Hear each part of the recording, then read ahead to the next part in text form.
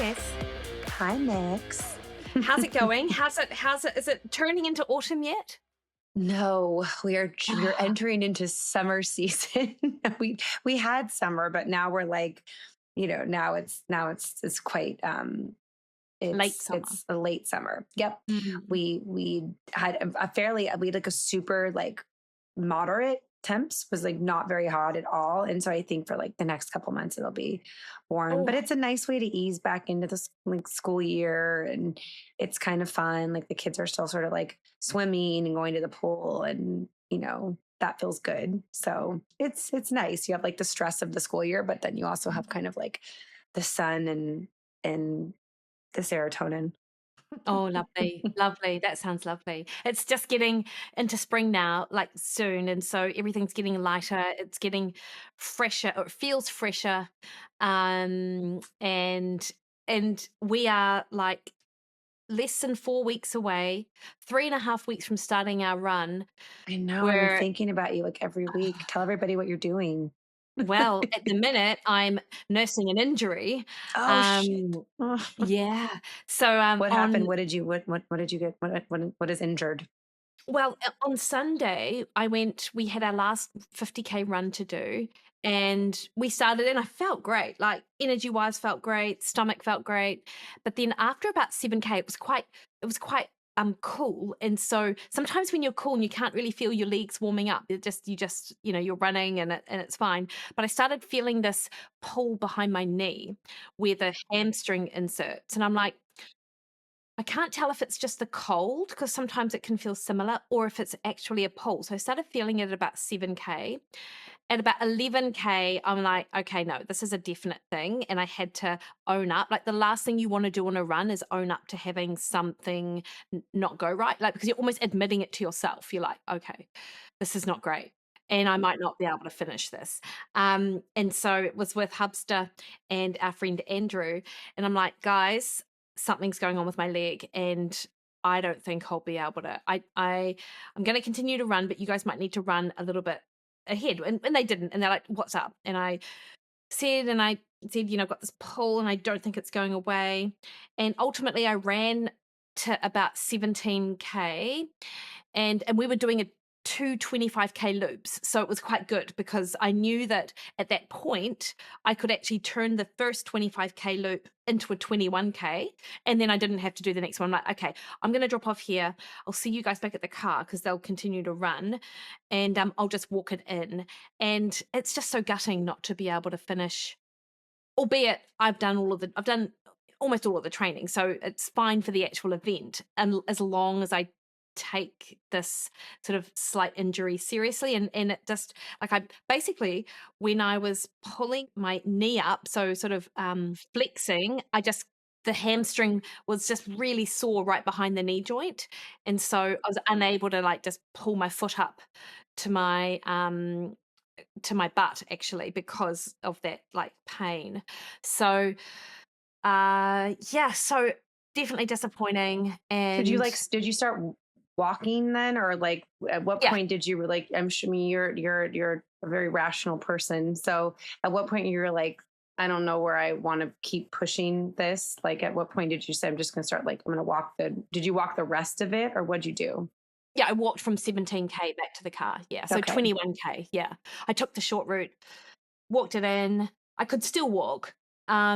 But then, of course, it always feels this, it always happens as well. Once you're sort of out of the running environment and everything sort of stiffens up, like it just got so much more sore and I couldn't lift my knee up to go up a stair. And I'm like, ah, so gutting.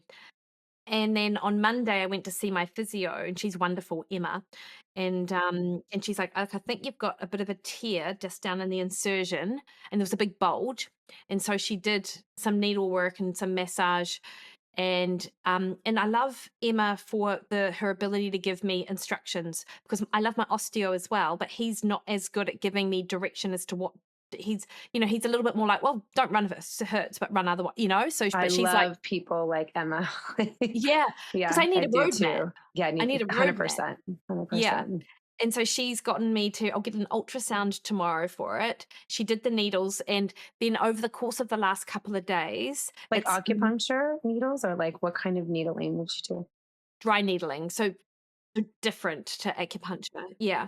And it's just super tight down there, but over the last couple of days, I've been able to I'm now walking normally, which is great.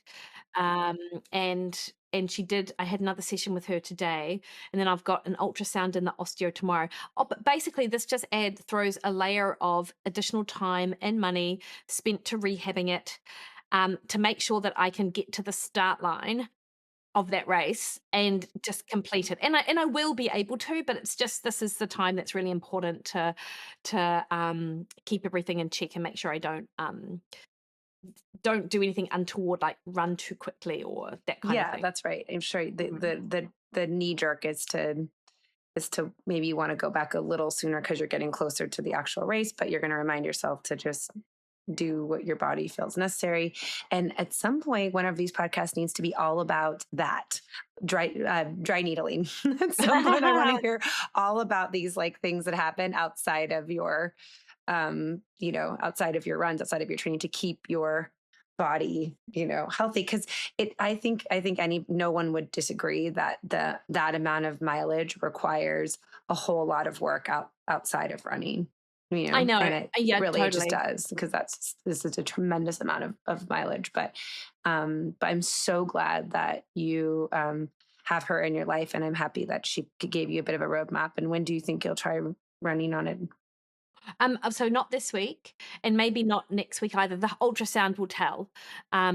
Yeah, so that'll be good. She thinks it's a grade 1 tear, and so I'll get that done, the ultrasound done tomorrow, and then we can just sort of assess. And then she's quite good at knowing sort of where I'm at and where I need to be.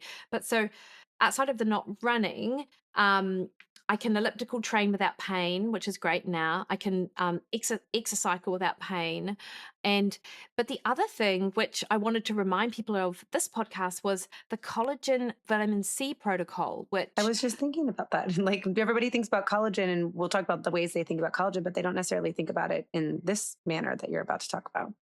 so it's how I got super interested in collagen was in 2016. I was listening to a podcast with Professor Keith Barr, and there was no published research that I could see at the time, but he was talking about how they'd done some preclinical trials, so petri dish trials, looking at bone tissue and looking at ligament and tendon tissue and the provision of vitamin C and collagen in helping to accelerate healing.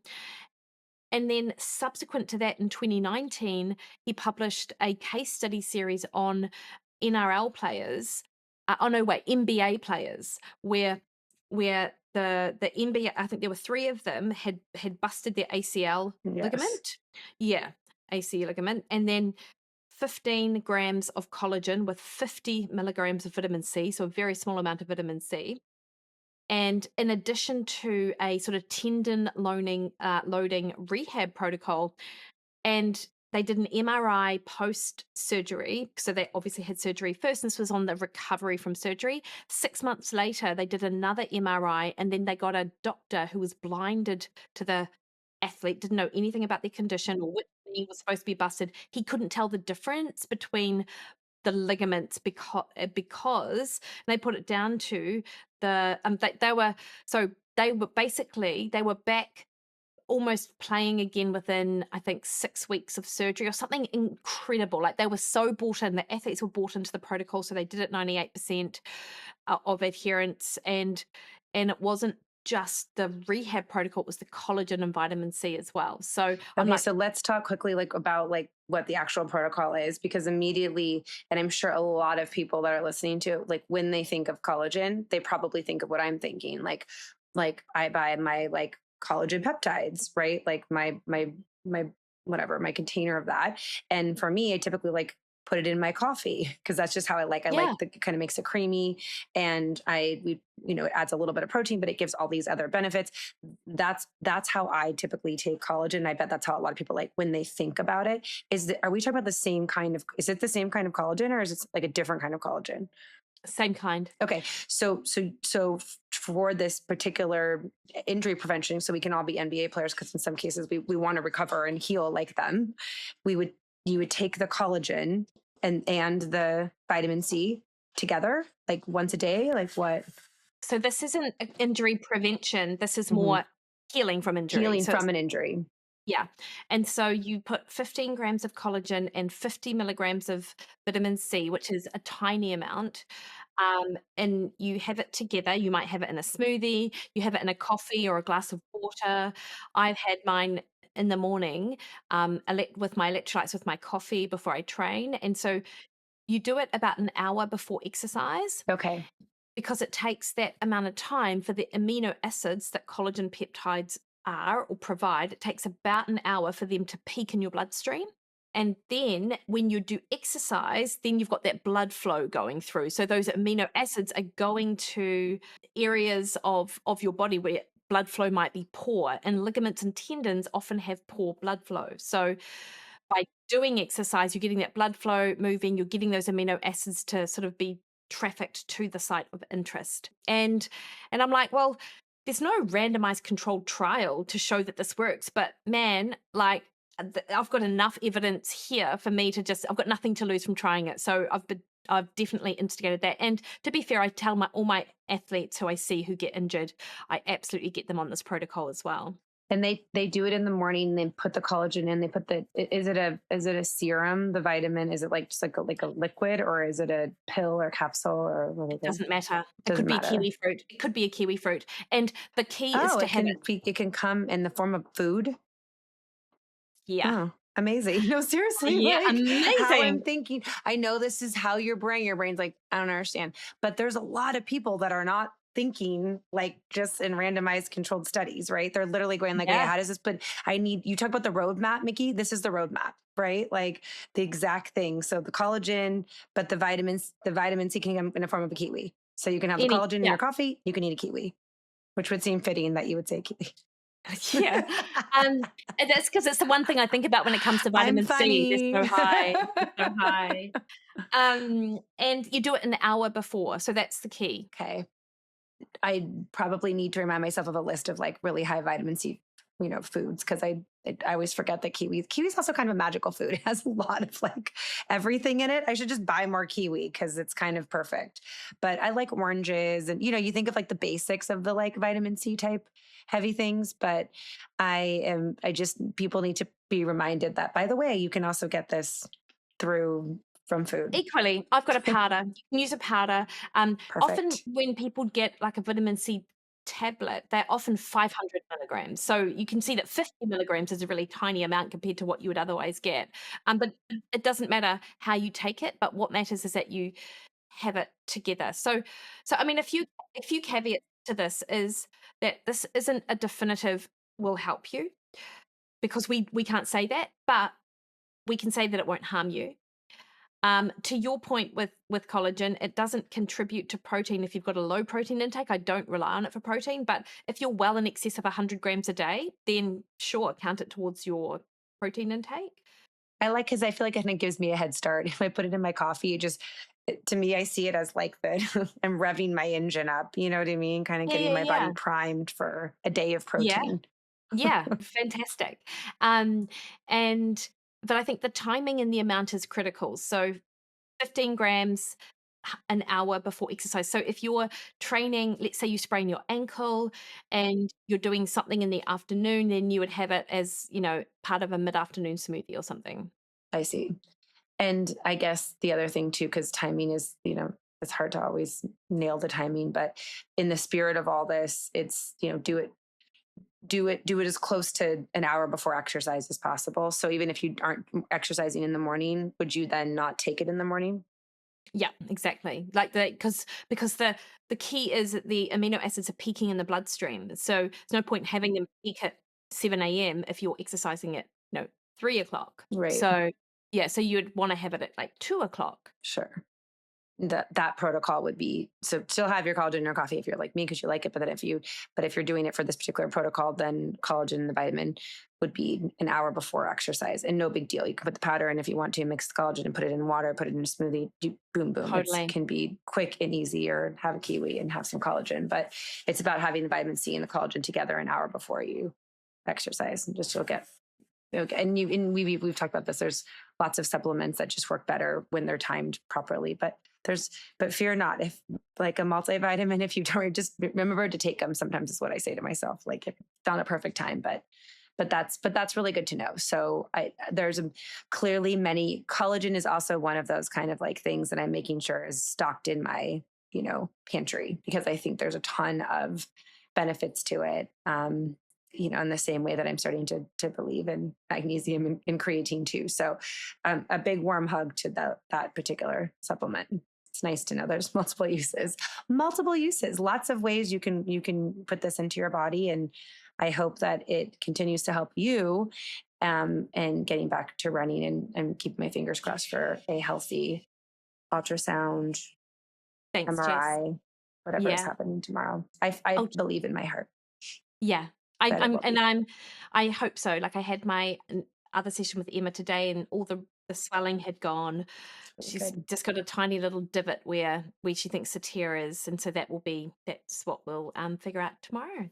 Yes, Amazing. I know it well. What are you grateful for?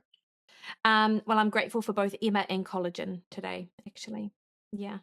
It takes a lot of things and a lot of resources to keep our body healthy, but it's all worth it. Yeah. What about you, Jess?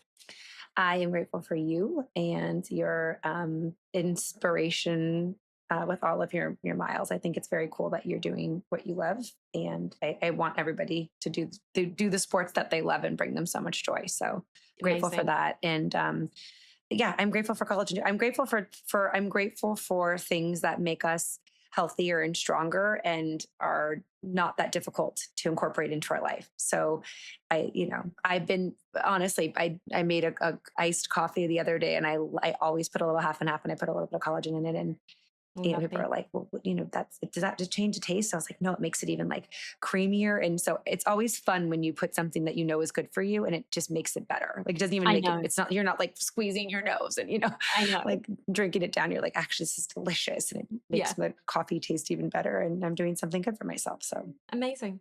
Hey, there it is. Lovely. Love it, I Jess. look forward to seeing you on the other side. See you later. Bye.